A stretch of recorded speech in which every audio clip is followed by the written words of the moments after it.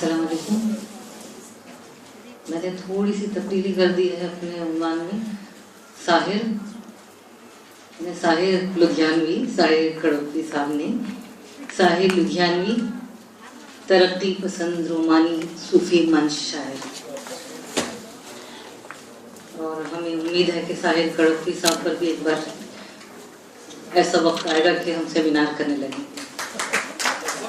वो खुद भी शायर।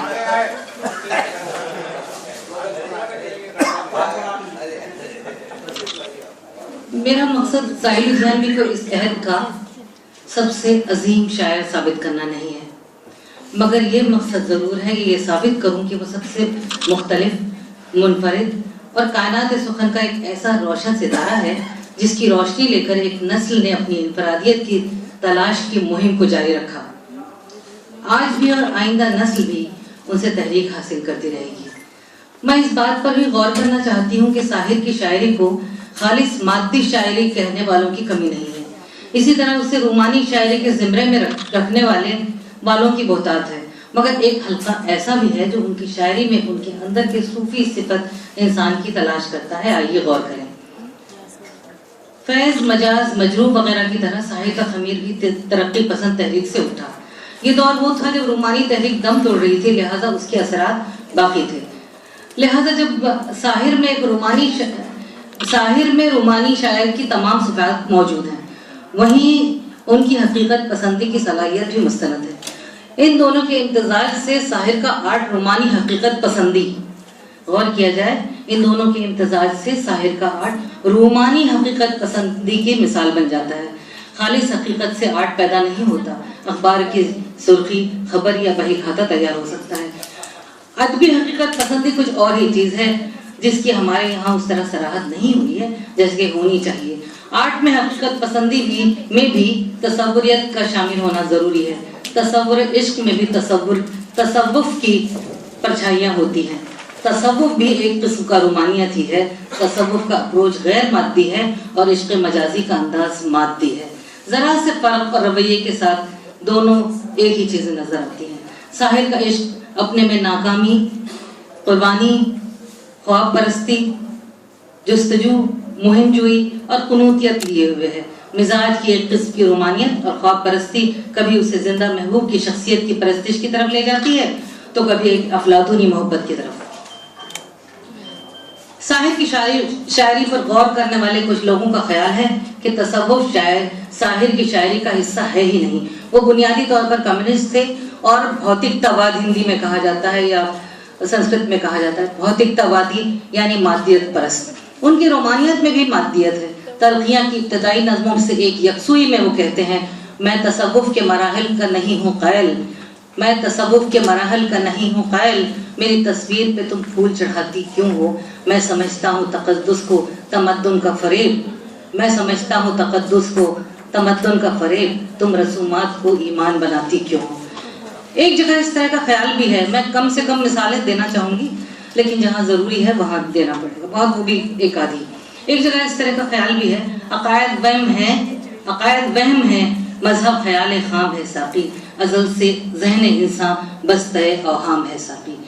इस तरह मादियत, तरक्की पसंदियत और रोमान के संगम से एक नई इस्तिलाह साहिर के लिए वजूद में लाई जा सकती है और वो है मादी रोमानियत की। गौर किया जाए, मादी रोमानियत। रूमानी शायर के तौर पर वो उभरे और मशहूर हुए। तलबा में वो खुसूसन इसलिए मशहूर हुए कि उनके यहाँ रूमानियत भी है और मादियत भी, यानी रूमान में मादियत है, सिर्फ जज्बाती खेल नहीं है। साहिर को कट्टर मादियत पर मानने वाले कहते हैं कि इनके भजनों को छोड़ दीजिए, वो फिल्मी ज़रूरत थी। उनके फिल्मी गीत भी ऐसे नहीं कि खुदा की तरफ से उतरे और इल्हामी कैफियत लिए हुए मालूम हो। दरअसल हम ये कह सकते हैं कि साहिर के यहाँ एक ठोस मादियत है जो मजहब के आड़े नहीं आई। वो मजहब वाले की पसंद की, वो हर मजहब वाले की पसंद की चीज़ बन जाती है। मादियत है, इसीलिए उनकी रोमानियत में दम भी है। और किया जाए, इनके यहाँ मादियत है इसलिए उनकी रोमानियत में दम भी है। इश्क़ इलाही में डूबना और खोना सीधा सीधा तसव्वुफ है। हिंदू अध्यात्म में खुदा को महबूब मान लिया गया है और इजहार मोहब्बत माशूक यानी औरत की तरफ से होता है। यह अंदाज़ बयान लोगों को इस किस्म की शायरी ऐसा है कि लोगों को इस किस्म की शायरी पसंद आती है। بنیاد میں یہ ہے کہ بندے میں وہ خدا کو دیکھ رہا ہے. یہ عشق الہی ہو تو ہو، پوری طرح تصوف کی بات نہیں ہے. شاعری میں زندگی کی کہانی ڈھونڈنے کا رجحان اب پرانا ہو گیا ہے.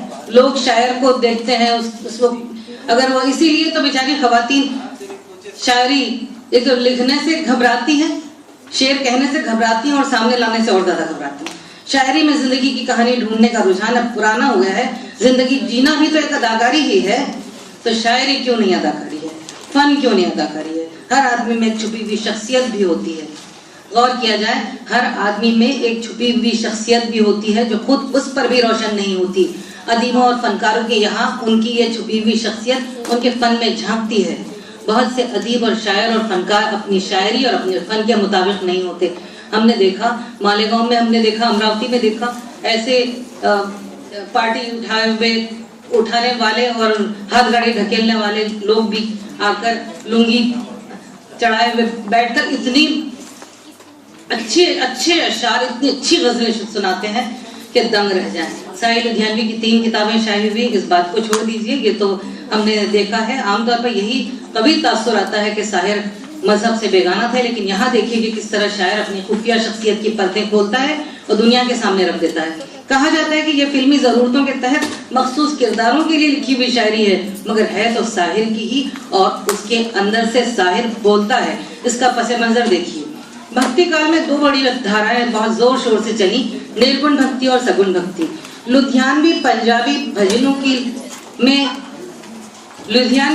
میں بھجنوں کی لفظیات دور تک بھی اس کی نسبت نظر نہیں آتی. بھجنوں میں کیرتن کی لے اور تال پر گانے والی بات ہوتی ہے. اس کی ایسی شاعری کی ایک لمبی روایت ہے. ساحر کا لہجہ اپنے بھجنوں میں رچا بسا ہوا ہے. اساطیر پر ان کی گرفت اچھی ہے. کھڑی بولی، برج بھاشا، اودھی، بھوجپوری، راجستھانی زبان اور ان کی بولی ٹھولی کی روایتوں میں تلسی داس، سور داس، میرا بائی اور بہاری وغیرہ کی شاعری، جن کی بنیاد میں سنسکرت لب و لہجہ اور روایت شامل ہے، جس کی واقفیت کے بغیر شاعر اپنی مذہبی قسم کی وہ شاعری کا وہ تاثر نہیں پیدا کر سکتے جو انہوں نے یہاں کی. اچھا، اب بیل بج گئی ہے تو میں اس کو بہت مختصر کہہ کے میں کہنا چاہوں گی کہ ان کی جو فلمی شاعری جو ہے گاتا جائے بنجارا میں، اس میں نرگن اور سگن بھکتی کے دونوں طریقے نظر آتے ہیں. اور آن میلو شام ساورے کرشن بھکتی، اور برج میں اکیلی رادھا کھوئی کھوئی سیرے، یہ جو ہے یہ کرشن بھکتی کا گیت ہے. اب چونکہ کرشن کے ساتھ میں جو رادھا ہے وہ ان کی بیوی نہیں ہے، کرشن کے ساتھ ان کی جو رادھا کی مورتی ساتھ میں ہوتی ہے وہ ان کی بیوی نہیں ہے. تو آگے جا کر بھکتی کال سے جب آگے گئے ہم شرنگار کال میں، اکبر کا جب زمانہ آیا اور سکون آیا ہندوستان میں، اس وقت 2 منٹ لوں گی سر، جس وقت سکون آیا ہندوستان میں، اس وقت شاعری جو ہے وہ شرنگار کال میں چلی گئی. بھکتی کال جو ہے وہ شرنگار کال میں چلا گیا. ریتی یعنی سٹائل والی شاعری آئی. اس وقت ہر فن جو ہے اس میں نکھار آیا، زبان و بیان میں، انداز میں، لب و لہجے میں، ہر چیز میں اور خیال میں بھی. اس وقت اپنے راجہ کو خوش کرنے کے لیے جو چیزیں ان کے ذہنی تفنن کے لیے جو چیزیں سامنے رکھی گئی، وہاں پر کرشن اور رادھا کی چیزیں ہی سامنے رکھی گئی تھی. اور وہ جو میاں بیوی والی جو بات ہے وہ الگ ہوتی ہے، ہم جانتے ہیں. اس لیے رام کا جو کیریکٹر جو ابھرتا ہے شاعری میں وہ اس طرح کا نہیں ہے. پھر بھی انہوں نے رام بھکتی کے بارے میں، رام بھکتی کے جو گیت انہوں نے فلموں میں دیے وہ جو ہے وہ بہت ہٹ ہوئے. اور صرف ہٹ میوزک کی وجہ سے، تو بہت ساری وجہیں ہوتی ہے کسی گانے کے ہٹ ہونے کی یہاں پر، اور اداکار کی وجہ سے بھی ہوتے ہیں، لیکن ان کی شاعری تو ہمیشہ بولتی رہے گی، ہمیشہ اپنی دھاک جماتی رہے گی. اس کے علاوہ قوالی، میں پیپر رکھ رہی ہوں لیکن میں 1 منٹ آپ سے میں لوں گی.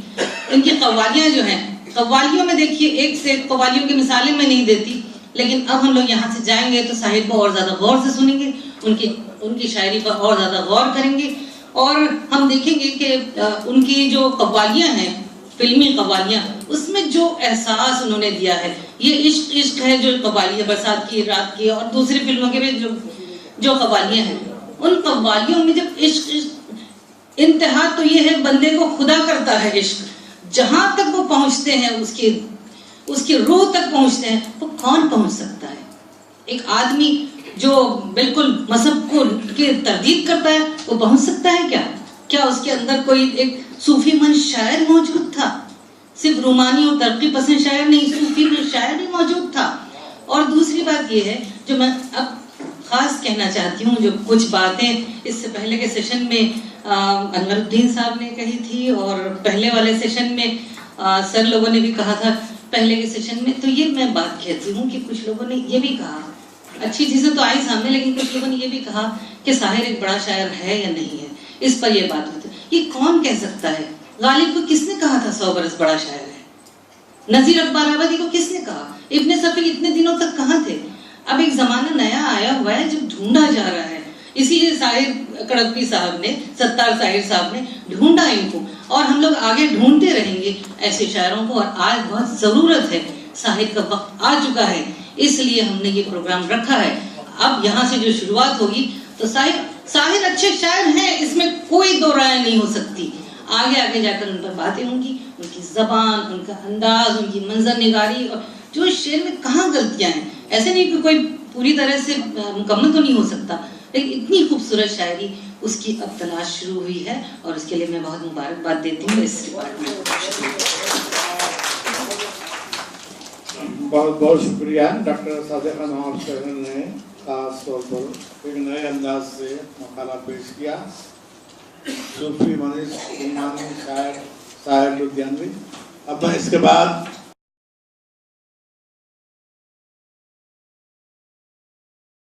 نواب صاحب نے صوفی منیش شاعر قرار دیا اور اس کی بھجنوں کی طرف توجہ نہیں دی.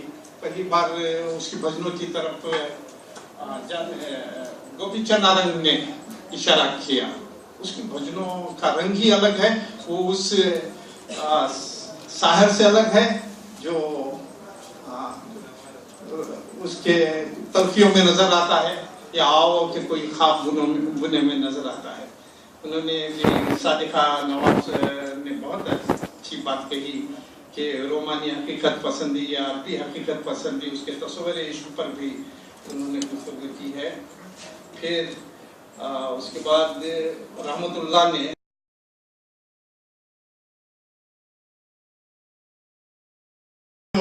رومانی شاعر صادقہ نواب صاحب نے بڑے اہم ان کی قوالیوں کی طرف جس میں عشق کا ذکر ہے، اور پھر ان میں چھپی ہوئی وہ شخصیت جو خود ان پر منکشف نہیں ہو سکی، اس کا ذکر کرتے ہوئے ذات کی چھپی ہوئی کیفیتوں کو پہچاننے کا عمل تصوف میں دیکھا جاتا ہے.